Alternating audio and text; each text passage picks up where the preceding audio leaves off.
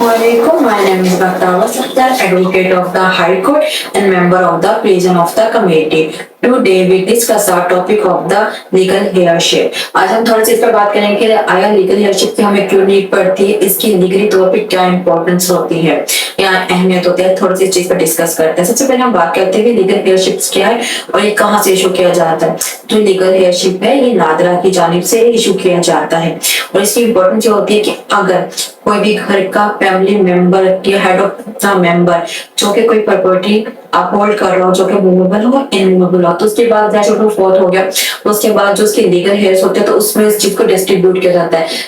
तो अब डिस्ट्रीब्यूट करने के लिए जरूरी है कि तो कुछ लीगली रिक्वायरमेंट फुलफिल करनी पड़ती है, कुछ डॉक्यूमेंटेशन की रिक्वायरमेंट होती है, तो उसके बाद ही जो है हमें जो है वो आगे का प्रोसीडिंग हम लोग सर अंजाम दे सकते हैं। तो उसके लिए अगर कोई घर का बंदा फोत हो जाता है तो उसके बाद अगर उसने कोई बिल तैयार नहीं की हुई होती है या कुछ दूसरे मैटर डिस्कस नहीं किए हुए होते हैं लीगली तौर पर, उस चीज को अरेंज नहीं किया होता, तो उसके लिए हमें फिर उसकी प्रॉपर्टी को लीगल हेयर्स में डिस्ट्रीब्यूट करने के लिए डॉक्यूमेंटेशन की भी रिक्वायर्ड होती है जिसे लीगल हेयरशिप करते हैं। अच्छा, लीगल हेयरशिप किस किस पर्पस के लिए हो सकता है, थोड़ा सा इस पर डिस्कस करते हैं। सबसे पहले तो जैसे कि अगर कोई बंदे की डेथ हो जाती है और वो कोई मूवेबल इनमूवेबल प्रॉपर्टी को होल्ड कर रहा होता है, आपके फोर्थ होने के बाद जाहिर सी बात है उसके लीगल हेयर में डिस्ट्रीब्यूट होगा, तो उसके लिए हमें लीगल हेयरशिप सर्टिफिकेट की नीड पड़ जाती है। उसके अलावा ऐसे कोई भी दूसरे सर्कमस्टांस भी हो सकते हैं, जैसे कि वो कोई गवर्नमेंट एम्प्लॉय था, अब जैसे बताओ फोर्थ हो गया तो उसके बाद जो पेंशन है इसकी विडो या उसकी बहन, कुछ भी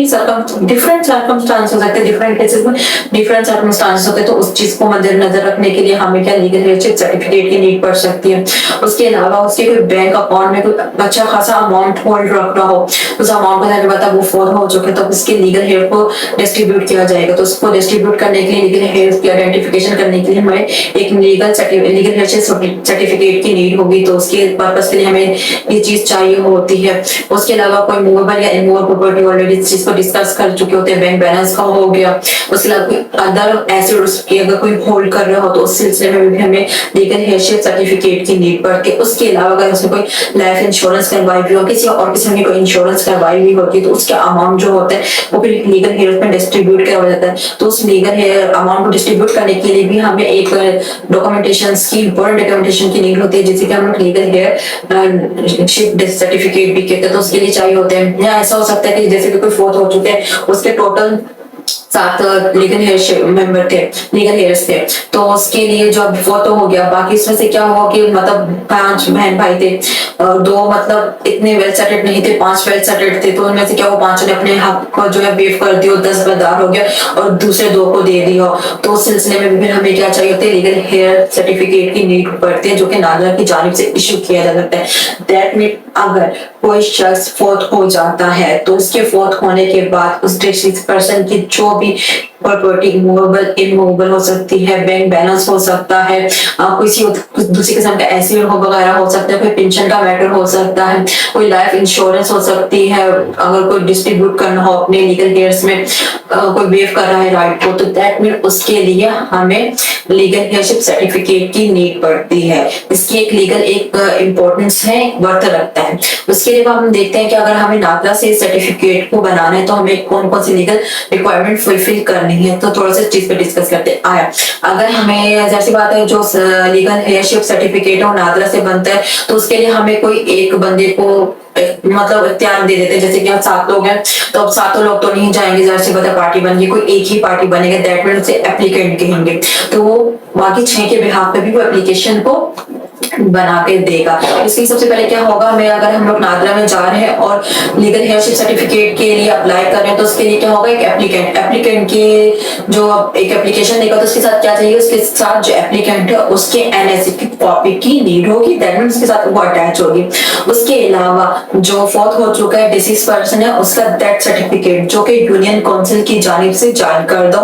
उसके कॉपी लगेगी, दैट मीन डेथ सर्टिफिकेट की कॉपी लगेगी। उसके अलावा डिसीज पर्सन जो है उसकी जो NSC की cancellation of the certificate from the NADRA उसकी कॉपी लगेगी, और उसके अलावा बाकी जितने भी उसके लीगल हेयर्स हैं उनकी कॉपी, NSC की कॉपीज लगेगी। उसके अलावा एक एफिडेविट होता है जो कि नादरा का एक बताया हुआ एक खास पैटर्न के तहत ही उस एफिडेविट को हलफनामे को फिल किया जाता है। दैट मीन जो कि कमीशन ऑथर से अटैच्ड होता है उसमें, उसके अलावा जो एक एफिडेविट होता है हलफनामा होता है उसमें तमाम लीगल हेयर्स के नाम बताए जाते हैं, क्या है फला फला फला फला जो है इसमें लीगल हेयर्स है। उसके अलावा जो फोर्थ टू द इंसान है, जो डिसीज पर्सन है, उसकी मूवेबल इनमूवेबल बैंक बैलेंस जो भी प्रॉपर्टी के एसेट होंगे उसको तमाम को तफसील से बयान किया जाता है उस एफिडेविट में। और उसका एक खास पैटर्न होता है जो कि नादरा ने अपनी वेबसाइट पे भी इस चीज को मेंशन किया हुआ होता है। नहीं तो जो भी कमीशन ऑथर होता है उसके बाद जाएंगे तो वो आपको एफिडेविट की कॉपी बना के प्रोवाइड कर सकता है, जो भी आपका आसपास का लगता हो तो इजीली आपको प्रोवाइड कर देगा। इतना है सच ख्वाहिश नहीं है कि आया हुआ एफिडेविट का नहीं हमें एडवोकेट हायर करना पड़ेगा, ऐसा कुछ नहीं होता। वो कोई भी कमिश्नर होगा उस चीज को आपको जारी करके दे सकता है, उसमें आपको तमाम इन्फॉर्मेशन आपसे पूछेगा, उसे फिल करेगा और वो चीज आपको प्रोवाइड कर देगा। उसके अलावा अगर कोई और अगर नादरा इटसेल्फ कोई रिक्वायरमेंट कहीं कि ये फिल करना जरूरी है तो वो चीज भी उस टाइम फिल करना है। वो आउट ऑफ जुडिक्शंस नहीं होती या आउट ऑफ डॉक्यूमेंटेशन नहीं होती जो कि आपके पास में हो, तकरीबन वो तमाम डॉक्यूमेंटेशन आपके पास होते हैं। जो नादरा को डिमांड करता है वो आप हैंड टू हैंड चीज को प्रोवाइड भी कर सकते हैं, उसमें ऐसा जितनी क्वालिटी थी। उसके अलावा बाकी तमाम डॉक्यूमेंट में एप्लीकेंट की NSC की कॉपी होगी। उसके अलावा जो डिसीज पर्सन है उसके डेथ सर्टिफिकेट की कॉपी होगी जो यूनियन काउंसिल की तरफ से जारी किया जाता है। उसके अलावा डिसीज की NSC की cancellation certificate from the NADRA, यानी नादरा की तरफ से जो उसका NSC कैंसिल करवाया उसकी कॉपी हो गई। उसके बाद तमाम लीगल हेयर्स के NSC की कॉपी हो गई, और उसके अलावा जो भी प्रॉपर्टी होगी उसकी कॉपी एक साथ लगा दी जाएगी और उस चीज को उसमें मेंशन कर दिया जाएगा, तो उसमें इसके साथ लगेगा। उसके अलावा अगर अच्छा इसके बाद अगर बात की जाती है तो इसकी फीस की बात करते हैं। अगर डिसीज पर्सन की जो प्रॉपर्टी है जो कि